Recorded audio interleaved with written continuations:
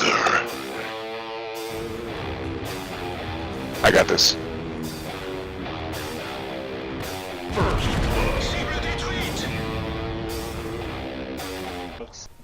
Hey folks, this is ioEther and we're back with some more World of Tanks. So as you can see, this is Radford and his Chât 155-58. It's a tier 10 game on Ensk.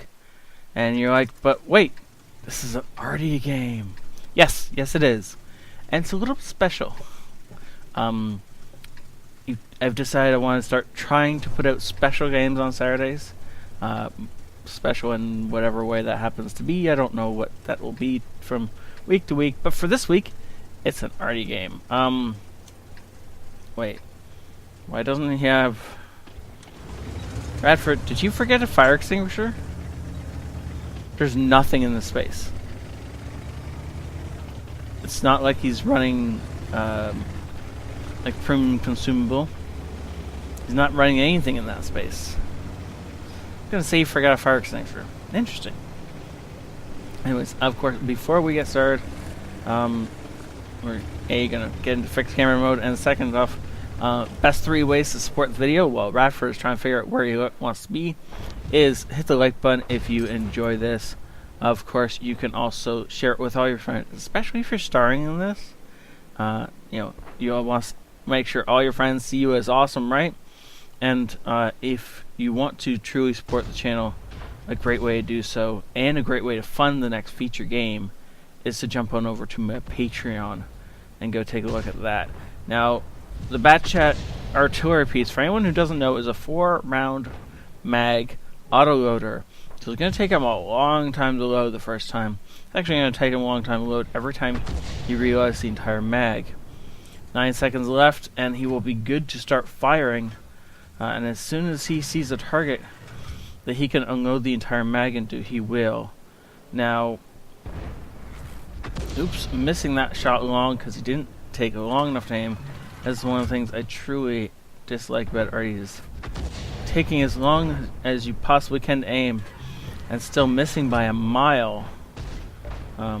Really irritates me, as I'm sure irritates everyone else who does it. Looks like he might hit this ISU, who's just gonna sit here and take the shot. Hi, I got a shell for you. Well, there goes most of his health. I mean, okay, firing blind. Cool. And now he's going to reload and relocate. And this thing goes fast enough that you can actually outpace some scout tanks with it, which is quite fun to do. You can definitely outpace most medium tanks with it. So he's changing location completely, switching to the other side of the map. We have a problem T-57 heavy down here, and a couple of the other tanks that are going to be issues. That E5 though, keep an eye on him. He's going to crop back up later on in the game. And no, I haven't seen this thing all the way through yet. Or I haven't actually seen much of this thing. I'm sorry, I've just realized I've screwed up. There we go. That's how this is supposed to be going. Nobody cares about what your name is unless you're the star. It's a little bit interesting that he drove into the building so that he could then park in the rubble. And he's just taken away this M55 or M53-55's cover in favor of not using it himself. It's a little weird. Yes, Mr. Leopard, just keep driving forward. Nothing bad is about to hit you in the face with a shell as big as you are. Is he just gonna run over and shotgun this guy? Ooh, this... No, come back. Hi, Mr. Leopard.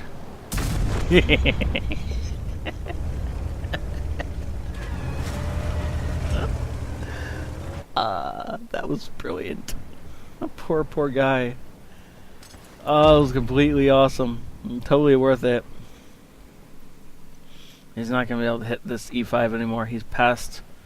yeah, we're going to have to scoot over to the other side of this building if we want to shoot the E5, and that's just not worth our time and our lives, because really, if you go to the other side of that at this point in time, you will die. That E5 could definitely have seen him.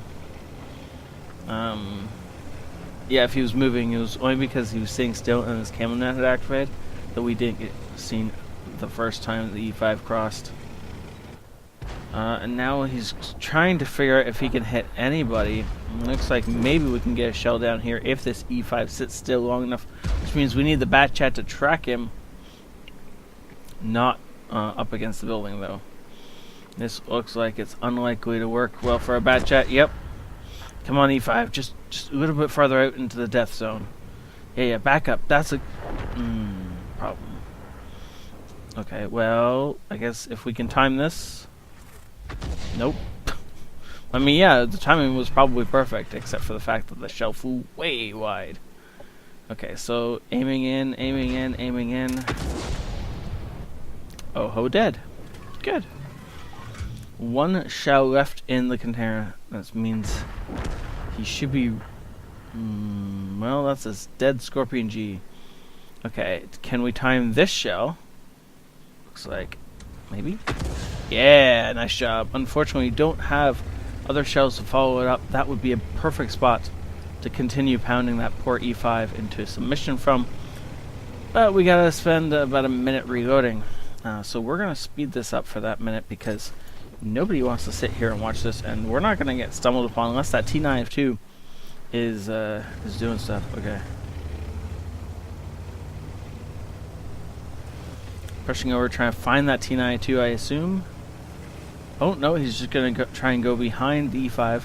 We're going to click back over into the regular mode as he should be approaching this T92. He is looking like he's going to try and shotgun the back of the E5. He also looks like he's going to get there in time to do it. Our STRV 103 is still holding his own. E5 still has no idea what's coming his way. Radford slips around, and E5 now spots him. Realizes bad things are about to happen to him. Can't keep his turret going. That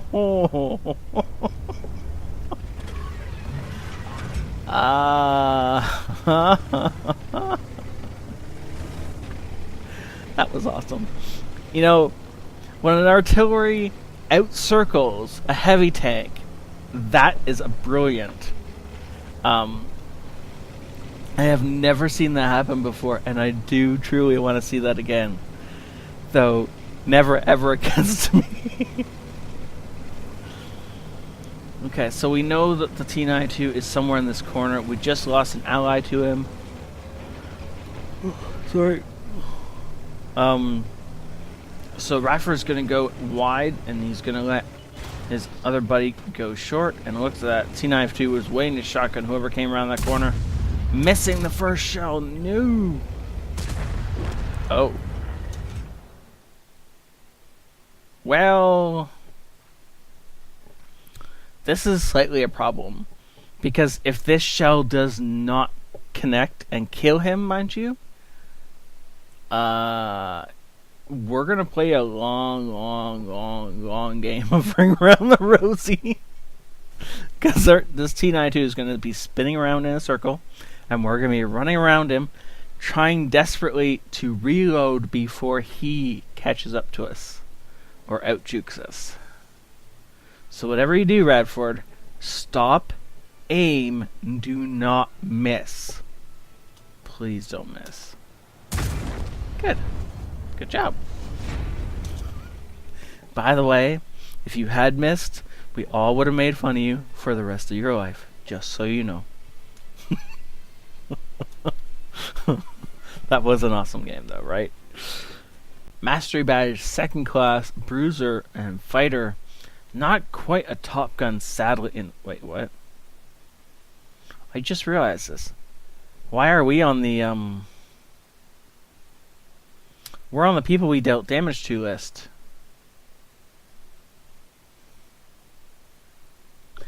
I spent a couple seconds there staring at the camera and then realized that the camera's not currently on. But this is like an eyebrow raising moment. I have no idea. I can only assume that might have been from when we shotgunned the E5 and we splashed ourselves. But I didn't know you could have your own name on this list. I didn't know you could have friendlies on this list. Huh. No, we didn't do any. Damage caused to allies. No, we didn't do any. Did we blow our own tracks off? I don't know. I don't think so. Maybe we damaged our tracks? I have no idea. Anyways, if anybody can figure that out, go ahead and tell me in the comments. I'm really curious about this now. But all in all, that was a brilliant game. And that was one of the best endings there. Shotgunning the E5 and then circling him to reload to shotgun him again was just brutal and awesome. And easily one of the best ways to finish off a game. Thank you so much, Radford, for saying this in. And I hope you guys consider this to be the special of the day. If you didn't find this special enough, then you send me a replay that you think is special enough for next Saturday. In the meantime, thank you all for watching. Don't forget to, if you want to support the channel, the best 3 ways are still to hit that like button if you enjoyed this. Tell all your friends about it, especially if they're into tanks, and especially if you're starring in this. And of course, head on over to Patreon if you want to support and fund the next feature game, which will be decided by the Patreons. It's $1 to get involved in that, and I think that's a fair price, don't you? Anyways, thank you all for watching. Have a great night. This is ioEther out.